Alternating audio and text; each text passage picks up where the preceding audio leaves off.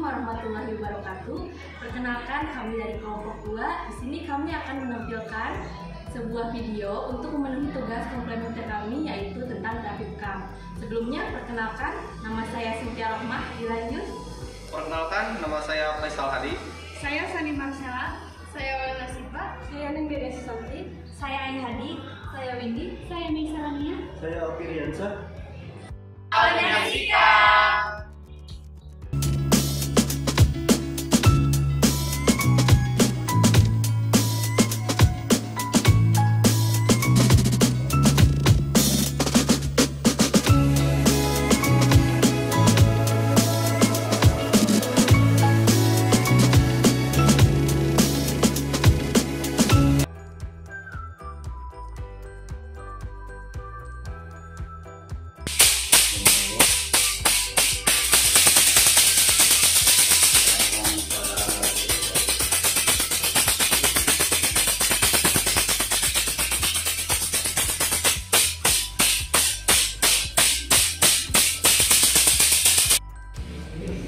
Dioles menggunakan minyak zaitun.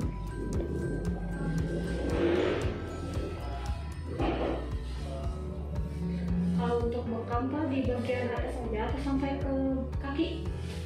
Dengan kaki bisa. Kalau yang untuk kaki apa aja? Keluhan sekitar kaki, asam urat, bisa saja. Kalau titik sunnah kan banyaknya di punggung.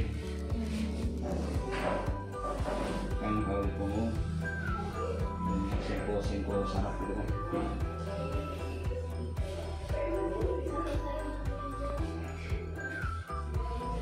Kalau untuk bekam, usianya dari mulai berapa bisa dibekam? 6 tahun. 6 tahun? Bisa.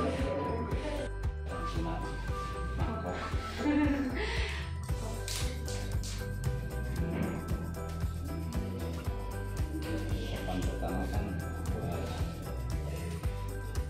pertama kan supaya darahnya naik juga. Supaya dapat naik gitu. Dilakukan yang pertama di pinggang.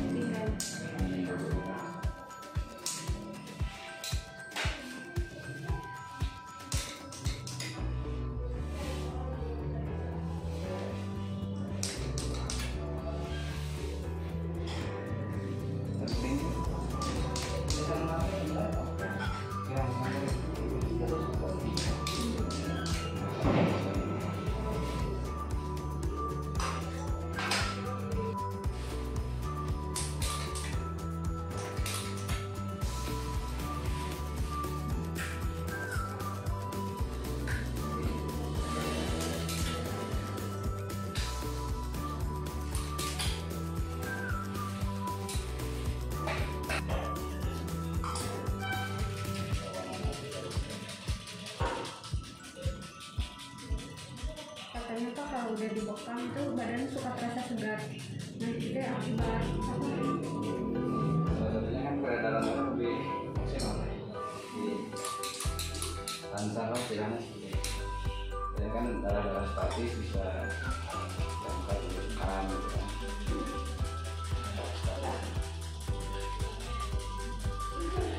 Itu lebih fresh. Terus dibekam dan juga sinar darah.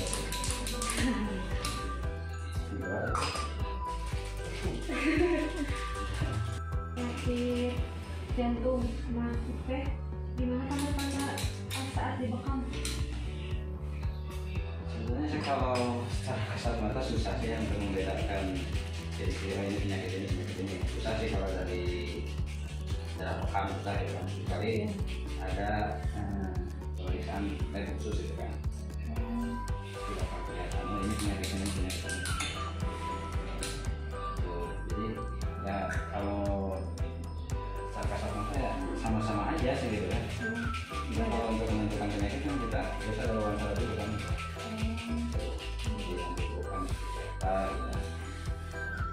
Biasanya kan kita juga kebetulan pangkalan yang bisa digunakan. Ada ini juga diagnosa biologi kan. Untuk menentukan daerah mana yang kondisi normal gitu kan.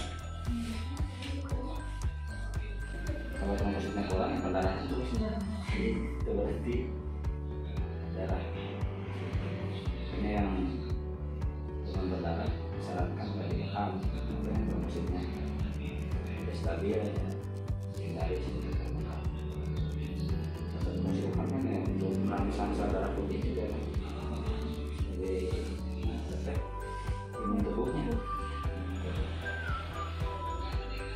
sel darah putih yang berfungsi dengan baik ya dan fungsi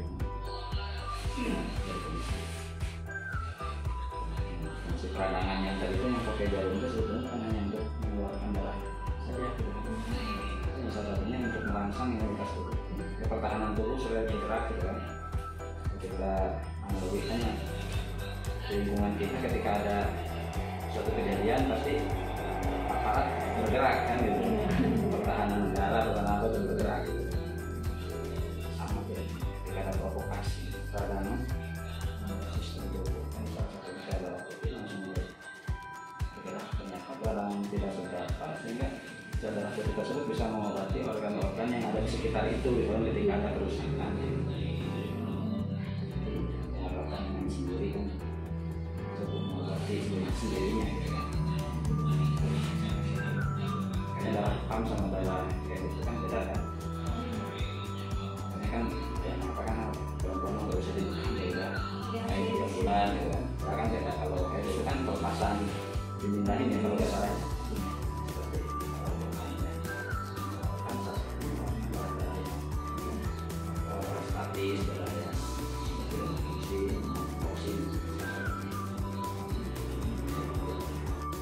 Yang memungkinkan untuk dibekam kita tidak paksakan ya. Tekanan darahnya terlalu tinggi gitu kan, kita hindari. Terlalu rendah kalau nenek-nenek kakek-kakek yang rendah gitu terus lewat gitu kan kopannya mana apa lighting gitu kan daripada mendadak. Kalau untuk hipertensi kalau bisa ditekan Bisa, cuma kita hindari kalau yang 200 ke atas kita hindari. Misalnya pakai dua kalau itu ada waktu kan itu kan ada efek kejutnya juga kan kalau kan bisa naik gitu kan kita bisa langsung drop gitu kan yang dikhawatirkan.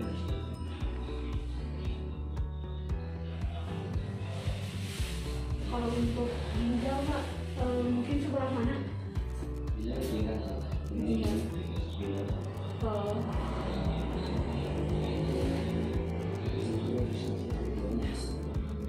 di sini sama di sini.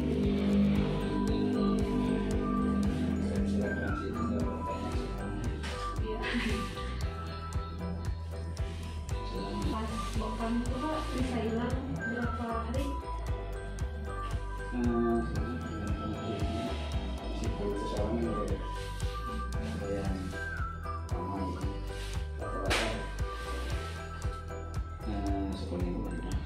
Bukan 3 hari juga kalau yang kulitnya seperti ini misalnya.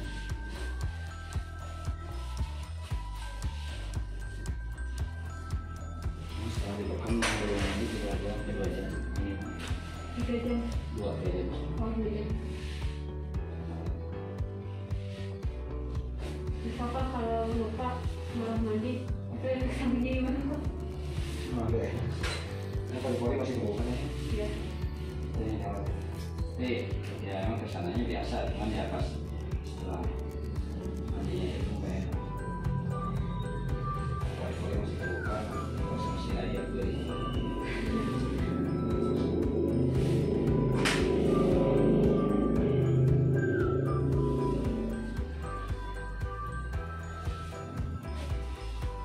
Kalau misalnya di daerah leher itu untuk apa? Bisa salah satunya misalnya untuk menyesal. Darah tinggi bisa, stroke bisa, siapa migrain,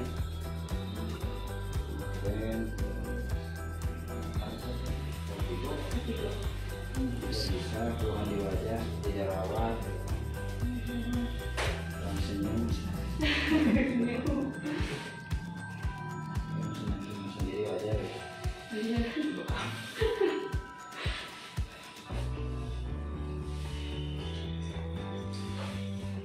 Sebenarnya kalau bukan banyak titik sih, tapi ketepatan titik itu sebenarnya kalau satu titik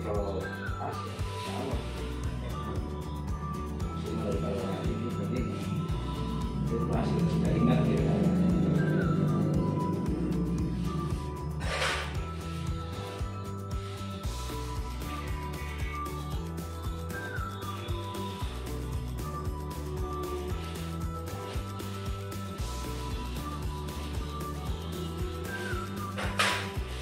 Kalau bekam ada berapa titik Pak?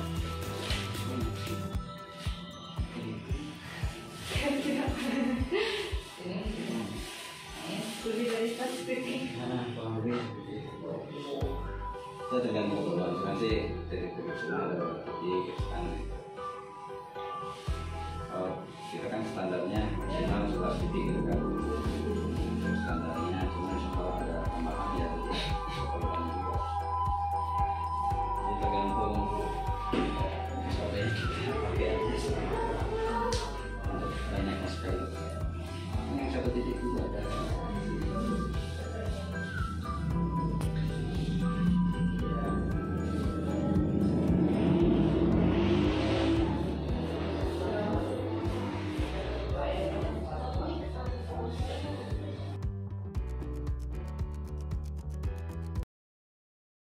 Bismillahirrahmanirrahim. Assalamualaikum warahmatullahi wabarakatuh. Perkenalkan, saya Sani Marcella dari 3A S1 Keperawatan. Perkenalkan, nama saya Misarania dari 3A S1 Keperawatan. Di sini kami sudah bersama narasumber, yaitu Dr. Asep Hidayat. Nah, di sini kami akan menanyakan beberapa pertanyaan terkait dengan bekam, dengan tujuan yaitu untuk memenuhi tugas terapi komplementer. Nah, langsung saja kita ke narasumber. Abah, menurut Abah, bekam itu seperti apa dan adakah manfaat dari bekam itu sendiri? Ya. Jadi ini untuk memenuhi mata kuliah terapi komplementer ya Ya. di Stikes Kartawusada, Sekolah Tinggi Kesehatan Kartawusada. Ya. Ini jurusan S1 Keperawatan ya. Ada mata kuliah terapi komplementer ya. Bekam itu ya istilah yang populer. Bekam itu, kita lanjutkan ya pertanyaan tadi. Ya. Ada gangguan sedikit. Bekam itu dalam bahasa kita ya, sekali lagi maksud saya di dalam masyarakat pada hari-hari ini menjadi populer sebagai sebuah pengobatan alternatif komplementer, atau lebih tepatnya komplementer terapi ya, atau pengobatan alternatif komplement, yaitu untuk melengkapi pengobatan non konvensional yang dikembangkan oleh para dokter modern barat. Nah, bekam ini sebetulnya teknik pengobatan yang purba, sudah lama, dan intinya pengobatan bekam ini mengambil darah yang kotor, yang kental ya, yaitu darah statis yang akan menimbulkan berbagai macam penyakit, termasuk misalnya penyakit ya yang lebih kita kasat mata ya di masyarakat awam umum ya, pegal-pegal gitu kan, atau sakit kepala gitu, otot kaku dan lain sebagainya. Bekam kalau dalam bahasa kita disebut cekok ya, orang Sunda itu cekok, kalau orang Jawa disebutnya kuf ya, kuf, atau orang Jawa cantuk kalau nggak salah ya, kalau orang Bima nyebutnya bacantik ya, bakantik, atau dalam bahasa Arab disebut hijamah. Hizamah itu, kenapa hizamah? Karena itu menyangkut dengan tulang belulang ya, penggunaan itu. Nah, bagaimana sejarahnya itu kan? Iya. Artinya sejarahnya ya enggak? Iya. Harus ada perjalanan sejarahnya enggak? Ada. Ya, gimana? Perlu dijelaskan sejarahnya. Nah, jadi saya ucapkan sekali lagi, katakan bahwa bekam ini adalah salah satu teknik pengobatan mengeluarkan darah statis, darah kental, yang dalam bahasa kita atau orang Sunda seperti cekok ya, Kalau dalam bahasa Arab sebut hizama, kalau dalam bahasa orang-orang Jawa sebutnya cantuk atau kuf. Kalau orang Bima ya di NTB ada namanya suku Sasak atau Bima, itu Nusa Tenggara Barat maksud NTB itu, yaitu disebutnya bacantik ya, bakantik atau bacantik. Kemudian di dalam bahasa Inggris kita kenal cuffing ya, blood cuffing ya, blood cuffing. Tapi kadang-kadang orang menyebutnya cuffing gitu, bukan kuping ini ya, cuffing ya, artinya mencekok gitu. Nah sejarahnya bagaimana? Sejarahnya ini adalah pada masa purba sudah ada pada zaman kerajaan Sumeria. Kerajaan Sumeria itu di Irak sekarang ya. Irak yaitu kerajaan yang tua di mana peradaban manusia juga salah satunya tulis menulis diantaranya berasal dari Sumeria, kerajaan Sumeria. Dia ada kerajaan Sumeria, ada kerajaan Assyria gitu kan. Sumeria itu suku namanya ya, seperti suku Sunda, Jawa atau Cina atau Melayu ya, atau suku Jepang sama itu, suku Belanda gitu. Satu suku bangsa membuat sebuah kerajaan namanya kerajaan Sumeria di Irak, dan sampai hari ini ada bekas-bekasnya dan sukunya masih ada. Nah kemudian dari Sumeria itu berkembang teknik pengobatan ini, bekam ini ke Babilonia, Persia, sampai juga pada zaman Islam. Pada zaman Nabi Muhammad SAW itu disebut dengan hizama. Itu menggunakan teknik pengobatan ini menggunakan tulang unta, tanduk ya, tanduk unta,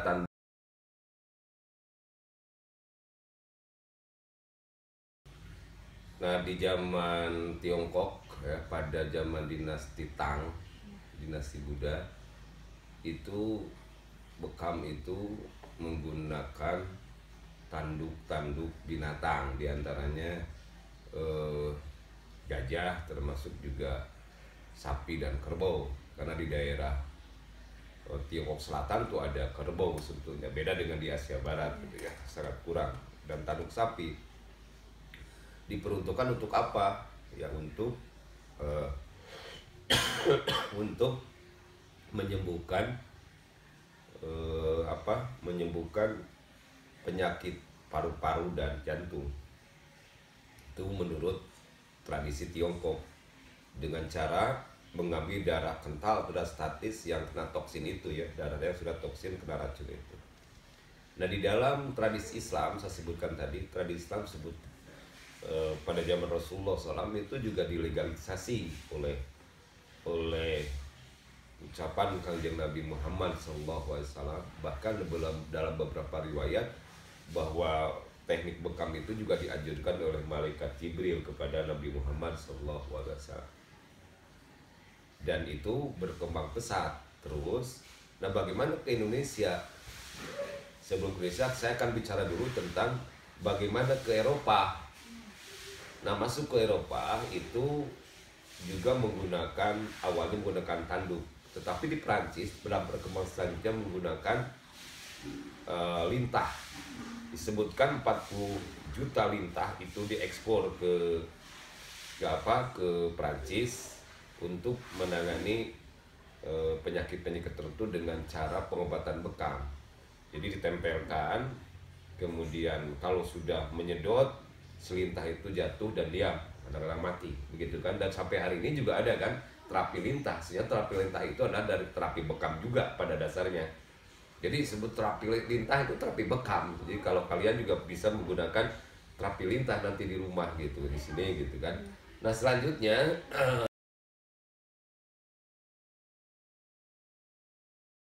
Lalu bagaimana sejarahnya bekam masuk ke Indonesia? ya, kalau menurut pendapat saya sebagai seorang sejarawan ya, berdasarkan fakta-fakta dan korelasi kelogisan antara fakta-fakta tersebut, boleh jadi ya, itu pertama prediksi asumsi dulu bahwa bekam masuk ke Indonesia itu sebelum abad ke-7 sudah masuk, karena memang Tiongkok sudah melaksanakan. Begitu juga India, karena pewarisan dari, saya sebutkan dari Sumeria ya kan, Babilonia, Assyria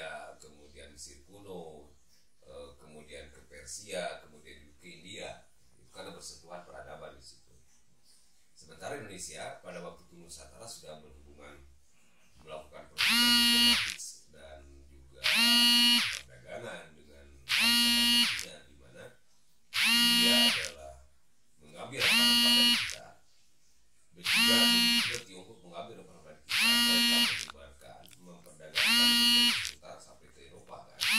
Dari kita rempah-rempah ke India juga begitu. Kita dianggap bahwa rempah-rempah dari India dan dari Arab. Nah itu. Jadi bekam itu sudah ada sebelum abad ke-7. Nah kemudian lebih diperkuat lagi, lebih nyata lagi itu setelah abad ke-7, setelah masuk agama Islam, penyebaran agama Islam oleh orang-orang Gujarat maupun Arab itu masuk ke Indonesia. Secara teknis, tapi juga secara teori ada dalam kitab-kitab ulos yang diajarkan oleh para ulama atau di pondok-pondok pesantren. Nah tradisi di pondok pesantren misalnya atau tradisi sebelum populernya hari ini tentang bekam ini dengan peralatan yang begitu bagus gitu kan, bahkan orang menyebut juga dulu bukan bekam cangkok atau bukan dulu belada carving ya, tapi juga dengan istilah cangkok aja itu sudah ada dalam tradisi kita, tradisi masyarakat kita. Misalnya oleh kalangan santri itu menggunakan gelas sama tertentu dengan pakai afi, kemudian dicangkokkan ke dalam badan untuk menghilangkan pegal-pegal ini ya. Itu di Indonesia. Dan kemudian periode kedua itu dibawa oleh orang-orang Barat dengan teknik yang modern ya, dengan teknik yang modern. Termasuk misalnya dengan tadi pendekatan dengan lintah itu kan asalnya Prancis, dari Eropa itu terutama di Prancis udah nyampe juga ke kita. Lalu Pak, apakah ada siklus waktu untuk bekam itu sendiri? Ya, pertama kalau siklus menurut tradisi Islam yang diajarkan oleh Rasulullah SAW atau hijama atau bekam itu, yang pertama bahwa bekam itu secara siklus ya, bekam itu memberikan manfaat yang sangat bagus untuk kesehatan tubuh, diyakini oleh kalangan umat Islam. Bahkan berdasarkan hadis yang diriwayatkan oleh Ibnu Mas'ud, bekam atau hijamah ini adalah dianjurkan oleh malaikat Jibril pada Isra Mi'raj kepada Nabi Muhammad SAW. Di antaranya adalah selain untuk meringankan otot-otot yang tegang ya akibat bergumpalnya darah-darah kotor di tubuh seseorang yang kena penyakit, juga memiliki manfaat yang lain, misalnya untuk meringankan sakit kepala gitu kan. Bahkan saya sebutkan tadi pada zaman dinasti Tang di Cina atau di Tiongkok itu digunakan bekam itu untuk mengobati paru-paru dan jantung, TBC dan beberapa penyakit lainnya pada masa itu. Tetapi yang populer di zaman dinasti Tang ya di Tiongkok pada masa itu ya untuk mengobati paru-paru ya. Nah kemudian di kalangan umat Islam selain yang saya sebutkan tadi juga untuk meringankan emosi seseorang gitu kan, emosi seseorang. Kemudian ada penyakit yang lainnya ya, terutama kepala dan kaku ya badan, dan itu juga bisa rileks lagi, menjadikan rileks gitu kan. Nah di dalam tradisi Islam berdasarkan yang dilakukan oleh para ulama, para ahli kesehatan Islam ya, itu ada siklus. Pertama siklus jam waktu. Jadi melakukan hijamah atau bekam itu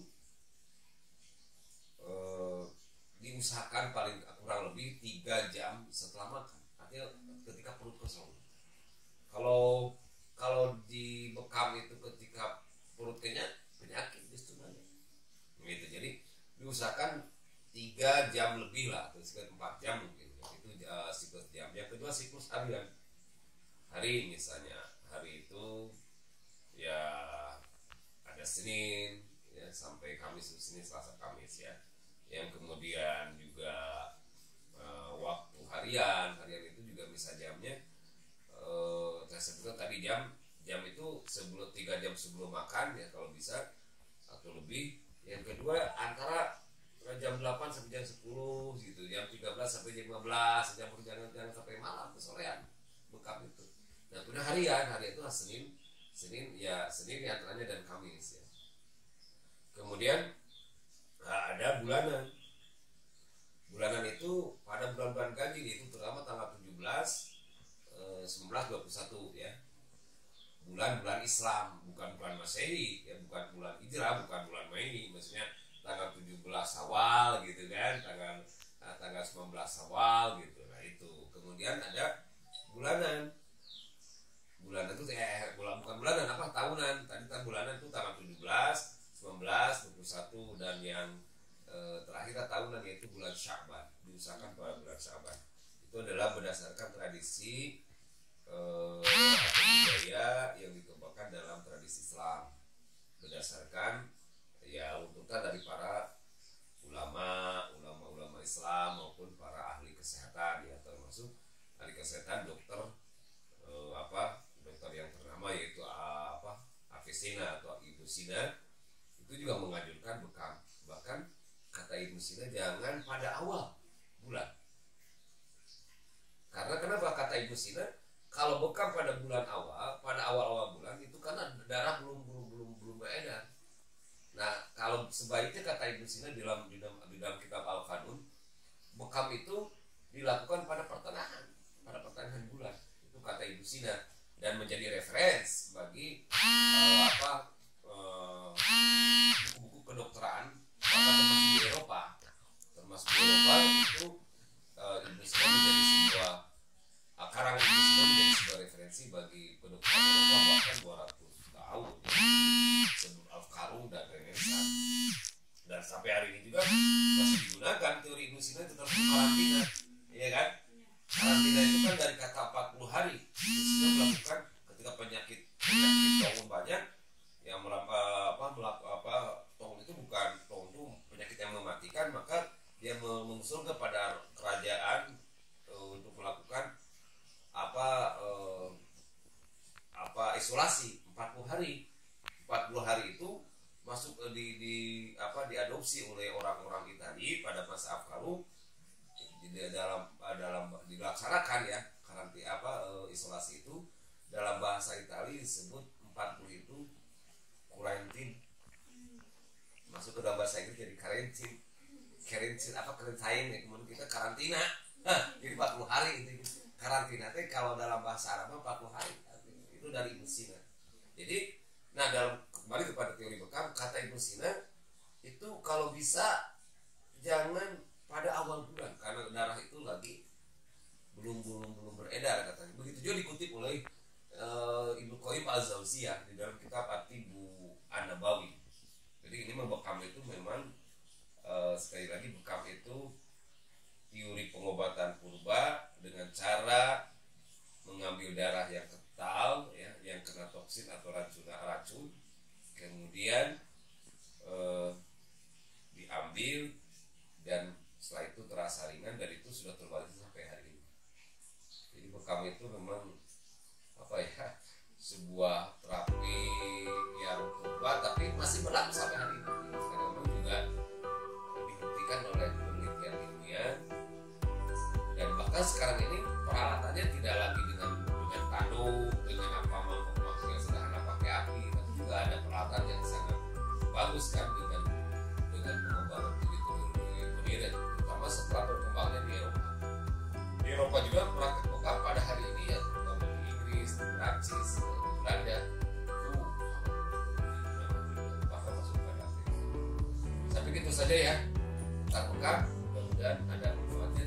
Kalau untuk memahami tentang bekam juga ada sedikit di sini dalam buku ini ya, dalam buku Hazanah Terapi Komplementari Alternatif ini untuk keperawatan, bisa coba di ini bisa. Ini karya saya gitu. Karya saya. Ya, saja ya. Terima kasih. Dan nggak ada lagi. Ya. Nah, itulah penjelasan tentang terapi bekam dari narasumber kita yaitu dosen kami. Terima kasih atas perhatiannya, semoga bermanfaat. Assalamualaikum warahmatullahi wabarakatuh. Terima kasih telah menyaksikan video kami. Semoga bermanfaat. Wassalamualaikum warahmatullahi wabarakatuh.